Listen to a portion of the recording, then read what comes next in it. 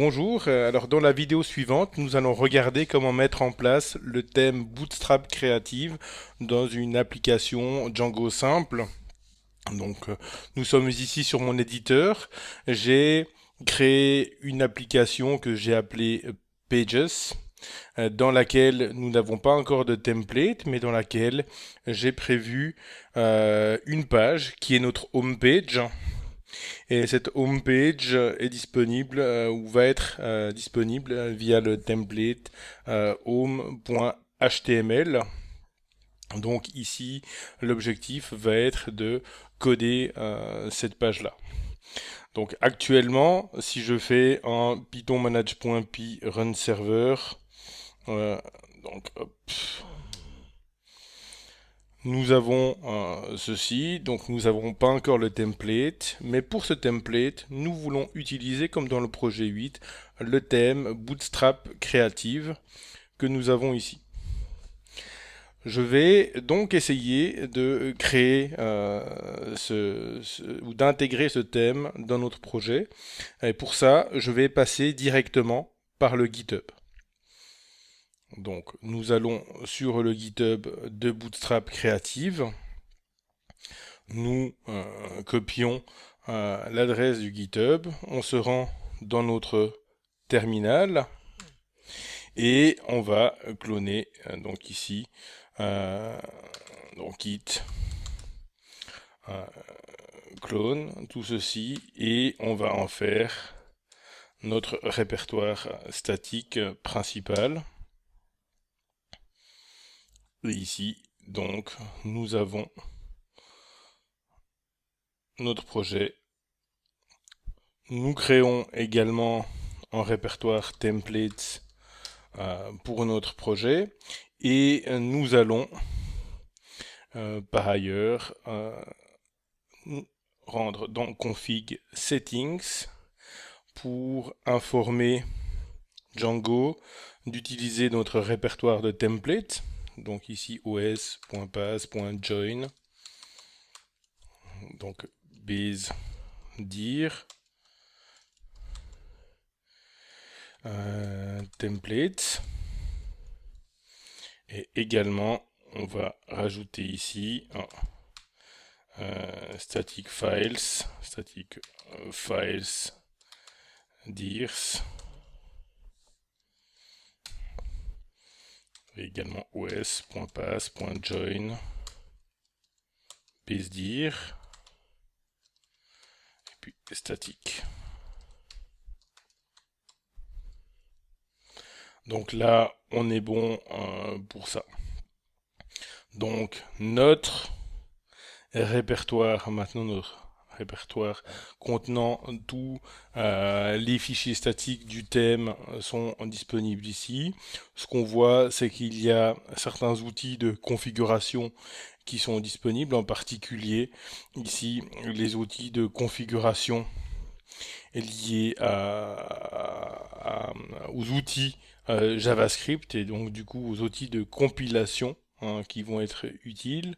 On peut éventuellement faire un petit ménage ici, par exemple en nous rendant dans statique, en faisant en rmrf.git ici, à moins que je veuille créer ou utiliser un submodule, je peux enlever le gitignore qui se trouve ici, le Travis. Tout le reste, je garde la licence, j'en aurai besoin pour les mentions légales. Et éventuellement, je garde également le README où j'ai toutes les instructions de compilation nécessaires. Ce qui est fondamental dans la structure de ce thème, c'est que toutes les ressources non compilées se trouvent dans le répertoire SRC, et lorsque je compile mes ressources, on va retrouver le tout dans dist ici, avec notamment les assets, donc ici toutes les images par exemple, toutes les tous les CSS, donc tous les fichiers de style, et on voit que ce fichier CSS, styles.css, contient également tout Bootstrap. Ok, donc l'idée c'est qu'en En compilant, on obtient un seul fichier CSS. Pareil pour les fichiers JS. Donc tous les fichiers contenus dans source assets vont être copiés dans dist assets.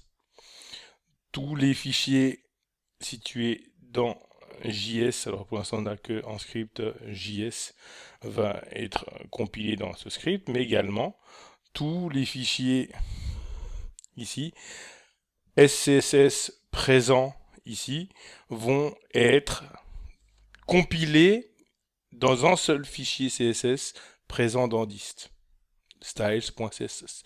L'idée dans le projet, c'est qu'on ajoute ou qu'on modifie ici ces fichiers. Donc le fichier principal, c'est styles.scss et on voit que styles.scss ajoute un fichier de variables, puis ajoute le fichier SCSS de Bootstrap, puis ensuite ajoute plusieurs fichiers SCSS qu'on retrouve tous ici. Les variables, nous pouvons voir qu'il s'agit de quelques variables de configuration. Les variables en SCSS sont simplement en $ et en nom, deux points, une valeur. Donc ici, on peut configurer n'importe quelle variable utilisée par Bootstrap, et par ces variables, on peut modifier n'importe quel détail de n'importe quel composant de Bootstrap. Donc voilà quelques variables qui ont été manipulées par défaut par l'équipe de Bootstrap Creative. Ensuite, on retrouve tous ces fichiers-là, en fichier global, dans lequel nous aurons du CSS, normal pour body, HTML, etc. Pour masthead, ça c'est le header, donc tout ce qui concerne le header sur la page. Et ici, la navbar, tout ce qui concerne la navbar, le portfolio, etc. Rien ne vous empêche, par exemple, vous, d'ajouter vos propres styles. Donc ici, hop, pour le profil utilisateur, profile. Ou user profile, par exemple, user profile. .scss, et puis d'aller dans ce fichier-là, @import .userprofile.scss. Vous remarquerez que le nom de mon fichier a un underscore, tandis que dans l'import, il n'y a pas de underscore. Donc ça, c'est relativement important. Ce qui vous permettra de splitter votre code CSS sur plusieurs fichiers. Et là-dedans, vous pouvez mettre du code CSS. Pas besoin d'apprendre le SCSS. Par contre, là où le SCSS est pratique, c'est dans l'usage de import, comme on l'a vu, mais dans également l'usage d'une variable. Par exemple, ma couleur préférée, deux points, et puis je peux mettre en code couleur. Alors ma couleur préférée c'est le gris pâle, et ici je peux définir cette couleur, et cette variable je vais pouvoir l'utiliser dans mon code CSS. Je peux définir mes variables dans mon fichier user profile, ou alors je peux définir mes variables directement dans variable.scss. Voilà. Au niveau de Bootstrap, si vous allez sur le GitHub de Bootstrap lui-même, ici, et que vous cherchez underscore variable SCSS, vous allez voir que Bootstrap lui-même définit un certain nombre de variables. Et que par exemple, les couleurs primary, secondary, success, etc. sont personnalisables. Donc, vous pouvez, dans votre propre fichier variable.scss, qui est inclus en tout premier, par exemple, d'écrire que la couleur primary sera pas le bleu de Bootstrap, mais sera le orange, qui est défini ici en haut. Vous pouvez même remplacer ce orange par le orange qui est donné dans votre projet Purebird, dans le cahier des charges et dans la charte graphique de votre projet Purebird. Donc vous pouvez vraiment personnaliser une grande partie du site via ces variables. Dans les variables de Bootstrap, il y a également certaines variables qui concernent les polices de caractères. Donc ici, je fais une recherche sur fonte. Font family sans serif, font family monospace, font family base, et puis il y a la même chose pour les headers, etc. Donc voilà les polices de caractère par défaut de Bootstrap. Notre projet a ici changé les fonds par défaut, et dans votre charte graphique, il vous sera également demandé de modifier cette police de caractère ou ces polices de caractère. Vous allez remplacer ici Meriwether Sans par la police de caractère qui est à utiliser dans le cadre de notre projet. Une fois que j'ai fait mes modifications, je vais devoir compiler tout ça. Et pour compiler tout ça, j'ai besoin d'installer les outils. Heureusement, Bootstrap Creative vient avec absolument tout ce qu'il faut, et en particulier en package.json, dans lequel je peux voir qu'il existe un certain nombre d'outils qui sont ici dans les dépendances de dev et qui vont être utilisés pour mon projet. Pour les installer, il me suffit de faire npm install dans le répertoire statique. Donc je me rends d'abord depuis, si je suis dans la racine de mon projet, je me rends dans le répertoire statique et ensuite je fais un npm install. Tous les outils vont s'installer et je vais ensuite pouvoir compiler. Voilà, donc on attend le temps qui est nécessaire. La première étape que j'ai passée, c'est que vous devez avoir accès à npm. Dans ce cas-là, vous allez installer Node.js. Node.js, download. Si vous êtes sur Windows, vous pouvez cliquer sur Windows. Si vous êtes sur Mac, alors je vous recommanderais sur Mac pas de le télécharger depuis ici, mais directement d'utiliser la commande brew install Node.js,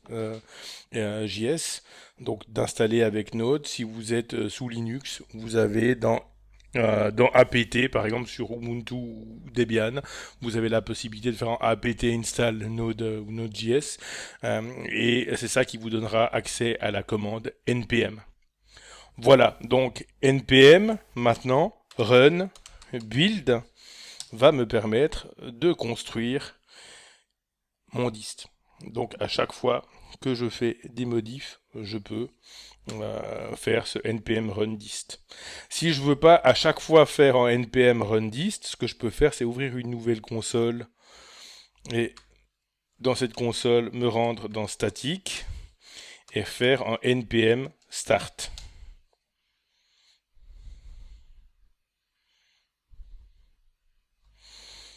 Donc il va m'ouvrir une certaine page avec un Bootstrap Creative. Je peux éliminer cette page.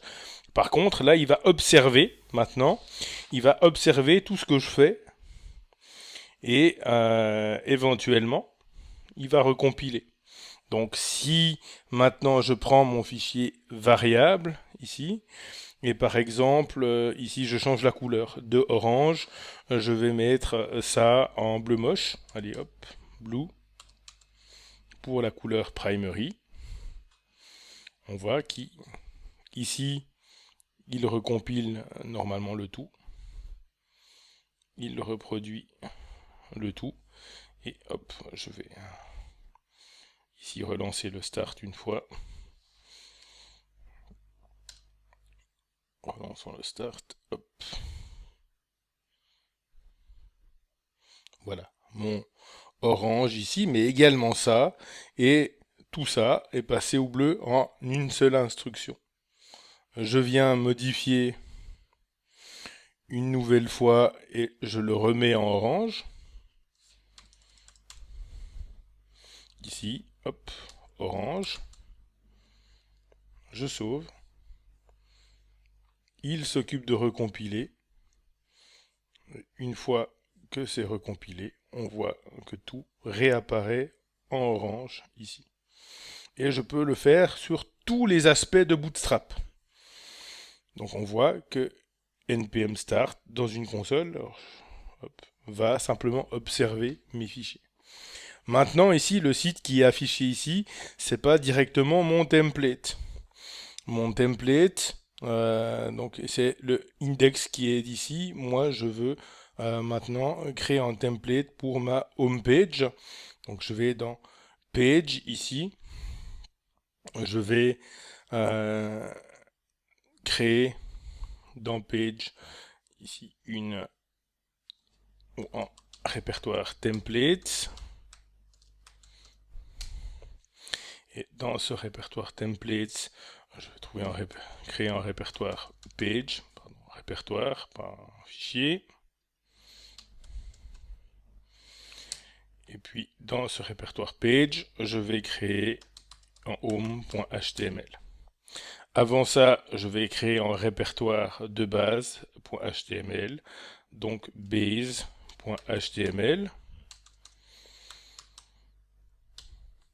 Et ici, on va aller récupérer le fichier dist index.html, le copier entièrement et le mettre dans notre base.html. Ce sera notre fichier de base. On va ici aller y ajouter certains points spécifiques de Django. En particulier ici, je veux un bloc Django qui s'appelle title ici. Ok.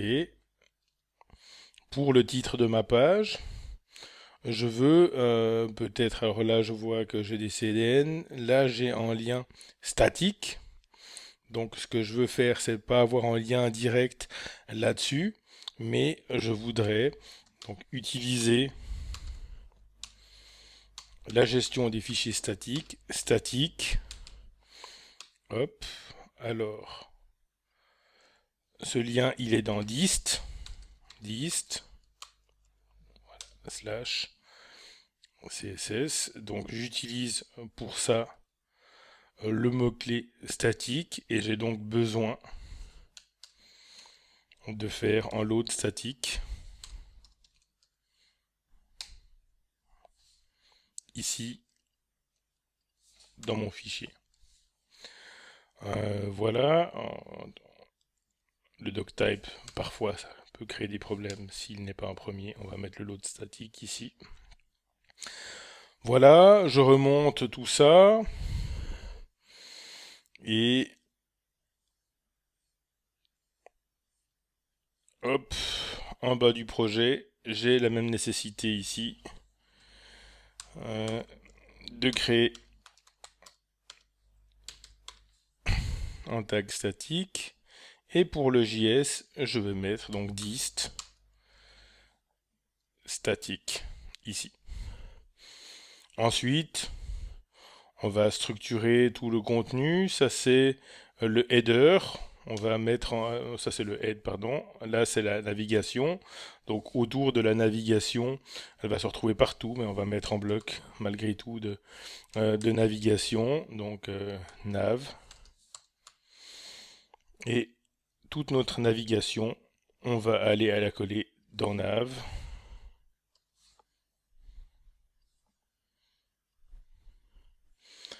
Comme ça, on est bon.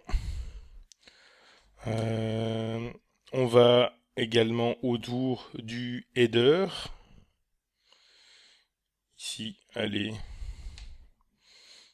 nous créer un nouveau bloc. Ici, appelons-le header. Également, on reprend le header. Et de cette manière, j'ai possibilité de le personnaliser dans les templates enfants. Et ensuite, chaque section, donc autour des sections, je peux créer un bloc. Par exemple, ici, content. Alors, ici, on va plus ou moins avoir tout le contenu, sauf le footer.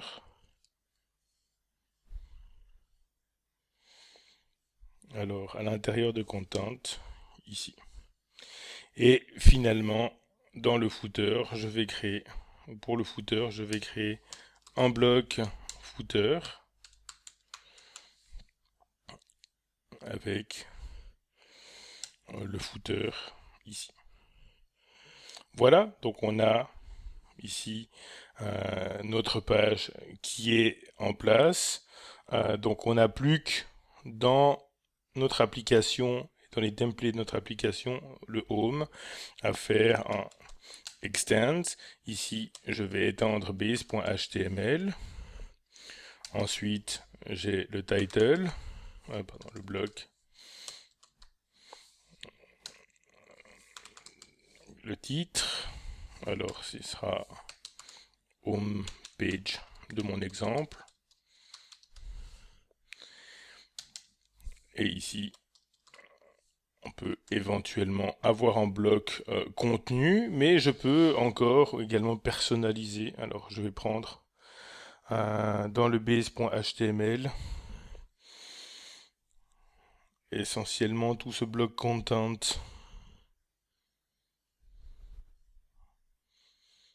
Là, on n'en a pas besoin sur la plupart des pages. Ce qu'on va faire, c'est qu'on va faire ça. On va mettre un bloc content vide. Et sur home.html, un bloc content. Et ici, on pourra personnaliser un peu le contenu. Donc, allons-y. Donc là, on devrait être bon. Donc, Python manage.py run server. Alors, hop, je suis pas dans le bon répertoire, voilà.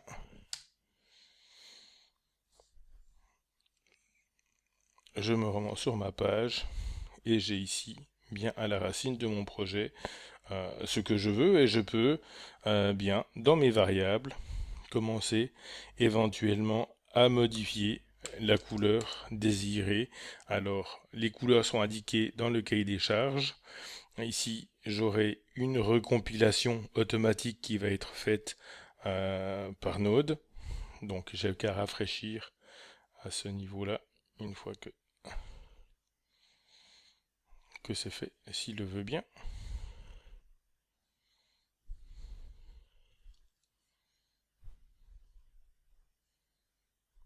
Voilà, j'avais pas sauvé. Voilà, je rafraîchis. Et j'ai les modifications qui sont apparues, même si en bleu c'est pas top, mais donc ici vraiment n'importe quel élément de Bootstrap peut être personnalisé. À partir de là, vous n'avez plus qu'à modifier ou rajouter des fichiers CSS dans lesquels vous mettez votre HTML. Vous vous basez sur le fichier variable.scss de Bootstrap où vous avez absolument toutes les variables qui contrôlent tous vos composants. Ok, ça va vraiment de la grille aux liens, les paragraphes, les breakpoints pour la grille, les différents composants, hein, que ce soit la navigation, que ce soit un jumbotron, que ce soit vraiment tout est à votre disposition pour personnalisation. Et une fois que vous avez terminé, il suffit de faire un CTRL-C sur la console de laquelle vous écoutez, et lorsque vous voulez redémarrer, npm start. Alors là, à chaque fois, il a un HTML par défaut, mais celui-là, vous n'en avez pas besoin. Ce qui est important, c'est pour vous, celui qui est servi par run server, ici. Et simplement, à chaque fois que vous faites des modifications dans les CSS, la compilation sera automatique. Voilà, j'espère que ça vous aidera. En attendant, je vous souhaite bien du plaisir avec ce template et avec SCSS. Si vous avez des questions, n'hésitez pas à les poser dans le channel P8. À tout bientôt.